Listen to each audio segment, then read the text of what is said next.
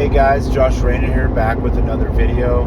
Want to give you an update on what I've been doing, some fitness stuff, nutrition stuff. The last video I made was talking about including a lot more starches in the diet. And for the last month or so, I have started surfing. I surfed a little bit when I was in middle school and high school, but it's been 15-20 years since I've really surfed much. And this summer I was like, you know what, I want to get back into surfing. So I got a board and started going out with a friend, and for the last month I've been going 3-4 times a week, and it's been so much fun. I feel amazing from doing it. I've been waking up early, sometimes as early as 5 o'clock to get out there.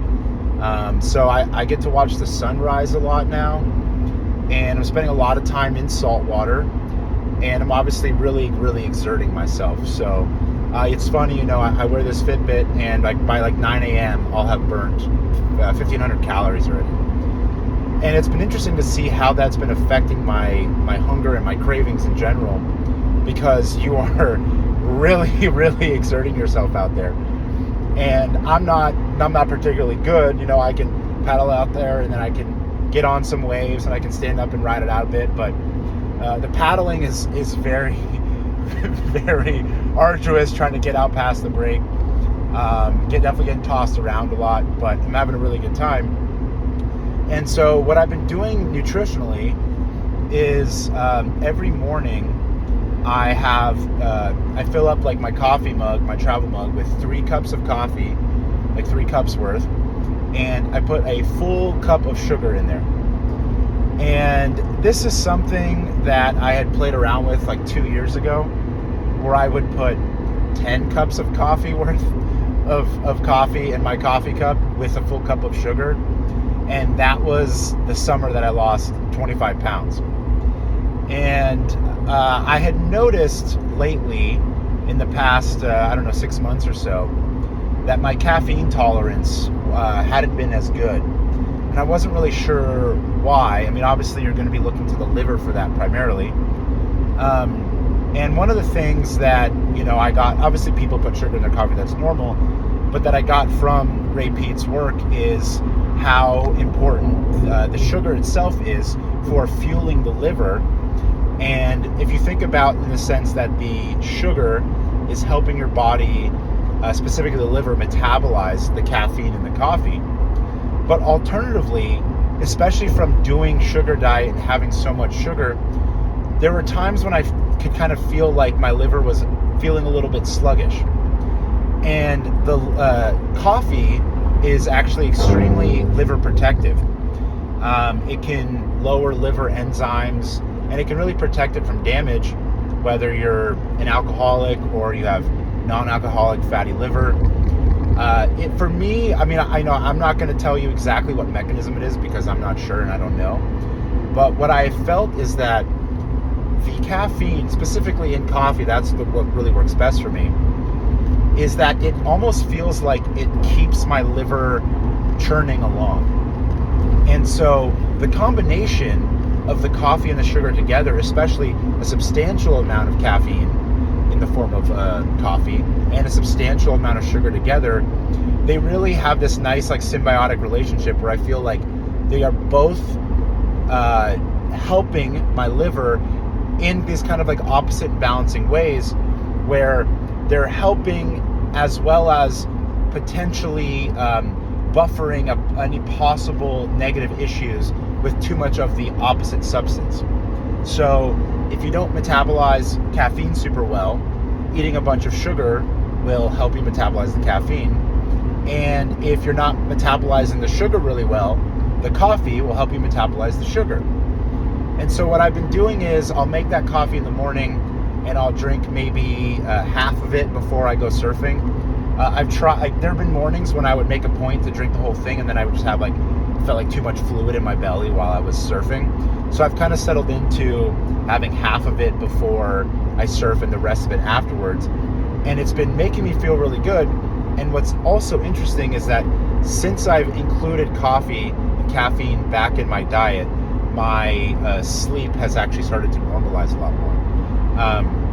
I have mentioned in the past that when I was first doing like pure sugar diet really strictly, and I stopped doing caffeine, my sleep had gotten like way better than it had been arguably ever. But even though I had like a string of that really good sleep for a while, for whatever reason, I couldn't really hold on to it super well. Inevitably, life gets in the way. You go out, something keeps you up, something happens, and it wasn't something that was easily, not even just maintained, but that I could get it back very well. And the thing that's been nice about the caffeine is that, since I've been including coffee again, is that I've been waking up early, and it kind of lets me start my day with the coffee earlier in the day. Like if I'm going to start drinking it at like 5:30, 6 o'clock in the morning, as opposed to, drinking it at 9, it does feel like it kind of helps set me for this nice pattern where I can wake up earlier, have lots of energy, be very active. I mean, surfing itself is super energizing, being in the sun, watching the sunrise. And so I think that's kind of all been working together to get me up earlier, have energy in the earlier part of the day, and then I can sleep better at the end of the day, like when nighttime comes around. And so what I've noticed with my cravings is the surfing just uses so much energy and calories that I'm usually just absolutely starving when I'm done, just like completely starving. And sometimes, I've been eating a lot of breakfast burritos afterwards. There's a really nice breakfast burrito spot near me, and I can't, confirm. I actually should ask them, but of course they probably use like aceto in there or something, so I should probably, chill on the breakfast burritos. But I've just been so hungry that just having like a smoothie isn't really cutting it. Like having fruit, even a lot of dense sugar, isn't really cutting it. And what I would probably do if I'm a little bit better prepared is I would have a starch-based meal after I'm done surfing. But I'm also really craving salt. So I can't just do like oatmeal or cereal, which isn't particularly salty. I definitely feel like I want something that's maybe like rice with salt or something like that. And obviously, like that's when I've been getting these burritos and I have rice in them, and of course they're pretty salty, and I put hot sauce on them and whatnot. But I was having this thought that, like I said, not obviously, new to surfing in the sense that like I'm not very experienced. I'm definitely guzzling a lot of water, right? Like when I get out of the water and I bend over, water's pouring out my nose. I've definitely swallowed some water, and I've been wondering like how much salt am I getting in from the ocean water? Is that gonna like somehow almost like nutritionally help me to give me extra sodium? All I can say is when I'm done surfing, I feel like I want more sodium. And if I just do fruit or smoothies, it's just not enough. It's not quite quenching enough. I don't feel like I have to have protein after surfing, though I often crave it. But even then, if I eat too much after surfing that includes protein, like a pretty mixed meal, it does kind of like weigh me down. And after surfing, I want to like then go and do the rest of my day and get work done, whatever.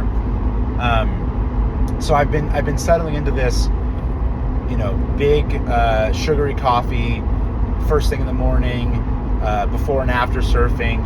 Maybe I'll have a smoothie, maybe I'll have some fruit after I'm done surfing, and then what I've been kind of going to is just like a bowl of rice. I guess like you could kind of make it more like a cream of rice thing if you wanted something that almost didn't feel like dinner food. I know like in Japan they eat bowls of rice for breakfast, so it's kind of just going to be whatever you find. But it's been interesting to see how this has been driving my cravings. And even though now I would say I'm less strictly following that kind of lack of protein until dinner protocol, whether I'm eating something with protein after I'm surfing, or another thing I've been doing, which this doesn't work on my surfing days because I'm too hungry and crave salt, but on my off days, I might do the coffee, and then I'll have a smoothie, and then I'll drink like a whole liter of goat milk in the afternoon, and then I'll have like a normal dinner, meat and rice, stuff like that. But what's been interesting is that I am just eating whatever I want for the most part, and my weight is staying completely stable. And really, when it comes to, obviously, like, it's desirable to lose weight when you have extra weight on you. If you're not, as a man, under 12% body fat, you probably have excess fat that your body would prefer to get rid of. But it is such a fantastic situation to be in, where you can effectively eat whatever you'd like and maintain your body weight. And I definitely, I go back and forth between, okay, I'm going to actively try to lose weight, and you know what, I just sort of need to like normalize my body, kind of start to feel strong. Because really, when you're going into any weight loss period, you want to feel really strong metabolically and energetically before going into that. Because once you start losing weight, it is largely going to make you feel more depleted, especially over time. And so this has been a really nice kind of situation to give me this kind of balanced and grounded and sturdier feel. Because for me, my priority is I just want to have a lot of energy and feel good, be able to do all the physical activities I want to do, all the mental activities, be in a good mood, sleep well. And so this setup has really been working out for me. And so what's interesting then on the fitness side of things, I used to be, in the pre-COVID days, I was a competitive strongman, and I lived in the gym, and I was lifting, 1 to 3 times a day, 4 to 6 days a week, and I did that for a really long time. And for the last so many years, I've had a lot of changes in my schedule, lots of irregularities, moving a lot, changing of lifestyle, changing of jobs. And so I've not really had anything consistent. There were times when I was having a more kind of consistent, just kind of bodybuilding style training. And then there was a good chunk when I was doing a lot of jiu-jitsu really consistently and kind of only lifting a little bit just for maintenance. And for me right now, I mean, I'm really, really enjoying surfing, and I want to get better at it. And I just know that I'm on the heavier side for surfing, for like, my height and everything like that. My weight just kind of fluctuates somewhere between 203 and 208. Some weeks it's up, some weeks it's down, depends on the day.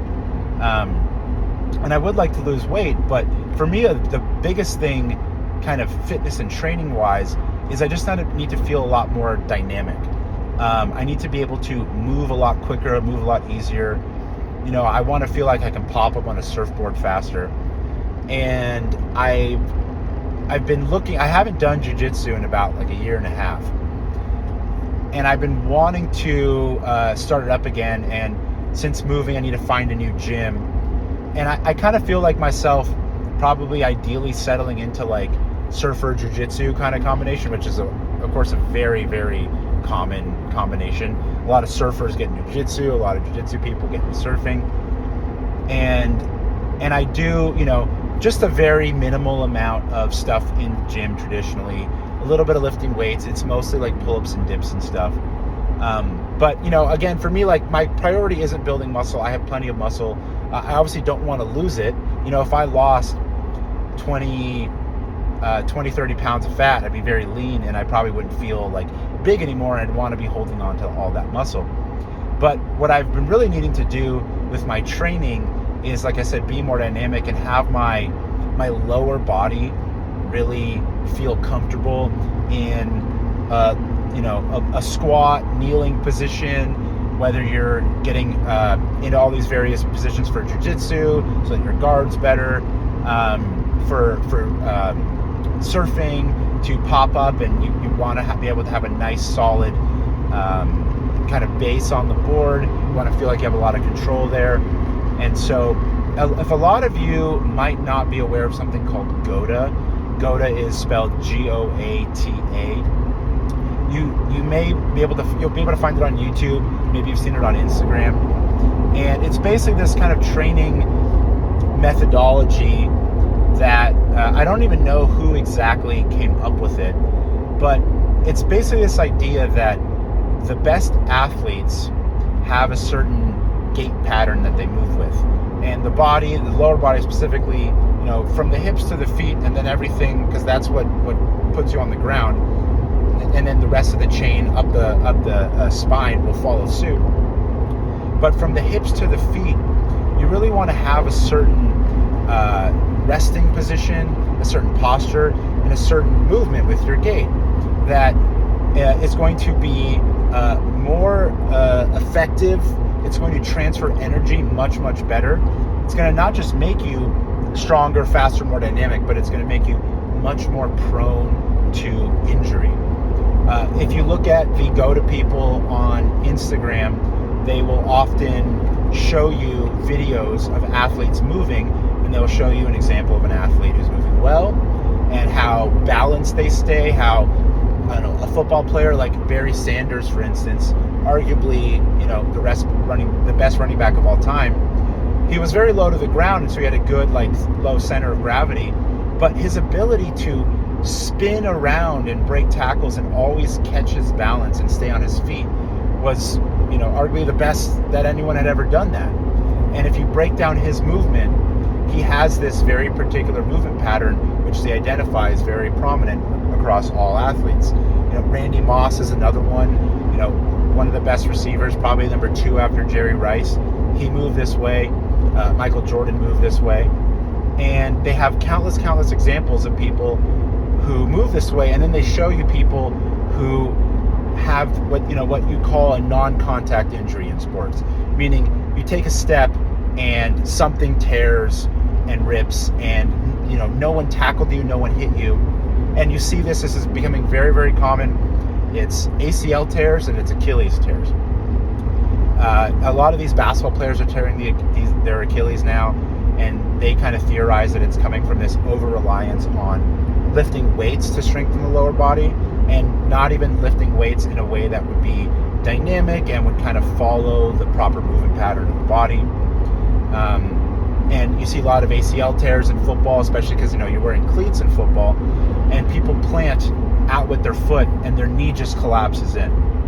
And what you'll find is that if you can improve this type of positioning, it really, really helps you stay balanced on the ground, and it helps you have a really comfortable kind of deep squat position that isn't just, you have the flexibility because you overstretched it and you can sit in the bottom, but that you can actually be very, very strong, very, very controlled through all of these ranges of motion. This is something that I had kind of first been exposed to in 2020, during COVID, and people didn't have a lot going on.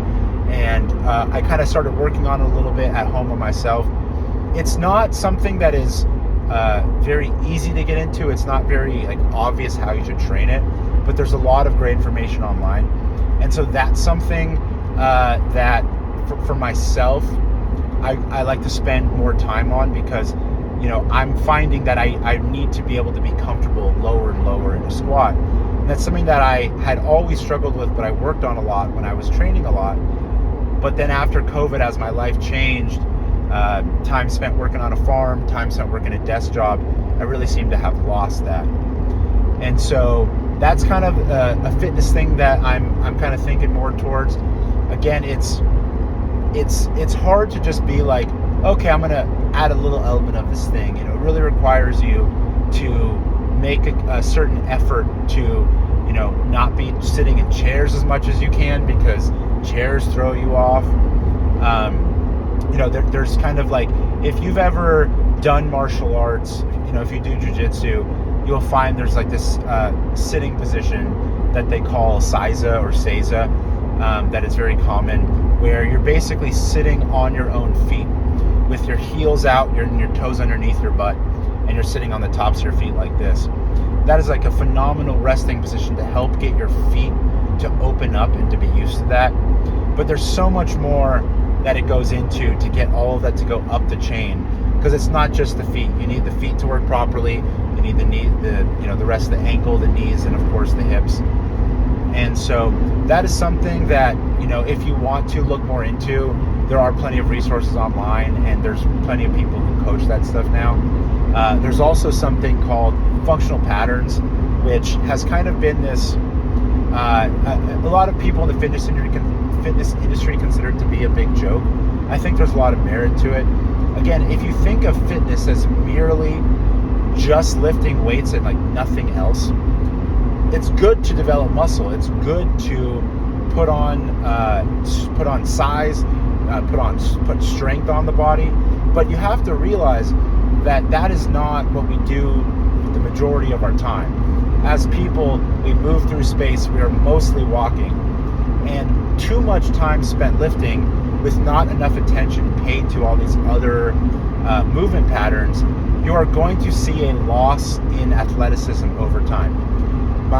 The best example that I will use from my own personal experience, and maybe I can find the videos, who knows, but so I played high school football, and my dad loved to watch my football tapes, and every once in a while I would walk into his room and I would see him watching my clips, and there was such a marked difference between the way that I ran junior year to senior year. When I would watch me running during my junior year, I had this very I don't know if I would go as far as say elegant, but I had this kind of very fluid motion with my legs that, if you ever played video games, you know Sonic the Hedgehog, when he runs really fast, his legs create this like ball-like shape, right? You can't even see the feet. They just look like a spinning ball. And my legs would kind of look like that. Like I'd be running down the field and it'd feel like I was taking really long steps, and it felt very fluid. And then between my junior and senior years of high school, I was always really into lifting, but I started taking it even more seriously. I started squatting. I was really trying to put on as much size and strength as I could. And even though I was a much better player in my senior year, obviously I'm older, and like I said, bigger and stronger, I looked so much slower and my running looked so much clunkier. Like I went from, like I said, more of like a graceful speed looking guy to like more of like a power back, and I was just kind of like I was thundering down the field. And that was only in the last so many years, once I started paying attention to this kind of stuff, that become really apparent to me, and I realized, wait a second, I remember noticing this when I would watch my old high school football tapes. And, you know, again, like most of your life isn't spent under a barbell, and there are ways to develop lots of leg strength through locomotion, through movement. And if you look at, you know, sprinters and people and cyclists, especially people who do sprint cycling, they have these massive legs. And of course, yes, they are lifting, right? They are using a barbell, they are doing bodybuilding movements, they're trying to put more size on their legs. But the people who spend the most amount of their actual training time doing things that resemble sprinting, speed skating, you know, and even look at like wrestlers and how like thick and strong legs there are, that is primarily going to be developed and especially set in place with the foundation from their training style, that any additional lifting on top can add some size, but it's not going to create really what almost looks like a proper shape, not just to the muscles themselves, but to the skeletal anatomy and the posture. From, you really see it from the mid-back down to the feet, where the butt and the hamstrings specifically, you see so many people who are into lifting and their hamstrings are underdeveloped, and it's not because they don't train hamstrings enough, it's because their normal movement patterns don't engage the hamstrings properly, and so they're just basically getting so much less activation of them over time. You know, I remember in my fraternity in college, the guy with the biggest legs did not work out at all, but he played hockey in high school, and he just had these massive legs because he was skating. And really what you have to do when you're skating is you have to really stick your butt back, and you have to lean forward, and you have to engage the whole posterior chain to move. And if you watch people walk around, go to any crowded area, go to the beach, go to the mall, go to an amusement park, and you watch people walk around and they're all duck-footed and their butt's almost all the way in front of them. They have all this screwed up posture. They're not moving their body right. So there's a lot of these modalities out there that at least try to address it. I'm not going to sit here and tell you any of them are 100% correct. They're certainly not perfect. But there's a lot more to look into as far as training goes than just something as simple as lifting weights. And for myself, where my priorities are, where I don't really need to be any bigger and stronger, I've put on more muscle and more strength than I would ever need for anything that I really want to do with my time now. And I still get to be strong and I still get to be big. But if I want to spend more time doing these activities, these sports, surfing, jiu-jitsu, boxing, stuff like that, you really it becomes very aware to you how not as like quickly and dynamic you're moving, that, you know, things just, they're not just like slower, but you have a lot less power, you know, like someone who plays baseball, someone who plays the throwing, you know, if they're throwing, if they're batting, anything that has a swing to it, throwing punches, you generate your force from the hips, right? Happy Gilmore, Chubbs would always say it's all in the hips. You can throw a punch, or you can really wind up and throw a punch. You can throw a football, you can throw anything, and it all comes force generation down from the ground and through the hips, and really that hip rotation. And if your feet, if your legs aren't transferring that energy properly, you are not just severely lacking in the performance that you might be able to put out, but you also really open yourself up to injury, both in the lower body, the upper body. Things don't just really move very, very fluidly. So that's kind of where I'm at. I'm loving surfing so much. I really want to get so much better at it, but just being out there, it's got to be, it just does so much for my sense of well-being. It makes me feel great, and it's something I really, really want to keep doing and hopefully do for the rest of my life, because it just makes you feel good to be out there on the water, out there in the sun, you know, really exerting yourself and all that. So that's just kind of where I'm at these days. Want to give you guys an update. Hopefully I can find myself in a situation with gym stuff where I can actually start putting out more fitness content. That's what I used to do back in the day over on Instagram, and I had a good gym set up where I'd film all my stuff. And since my training has kind of been just whatever for some time now, I don't really have any fitness based video content. So that's something I'm hoping to be able to put out for more of you guys soon, especially showing you guys some of the stuff that I'm struggling with and working on, and also some of the stuff that I have gotten really good at over the years, and I have a lot of like tips and tricks to show you guys, because I've dealt with injuries, I've dealt with problems. I've always been a gifted athlete, but I had just kind of hiccups with stuff, had hiccups with injuries, had some stuff that I needed to work on, and kind of figured it out. Stuff I'm still working on figuring out. So look for that in the near future here, and I'll catch you guys next time. See ya.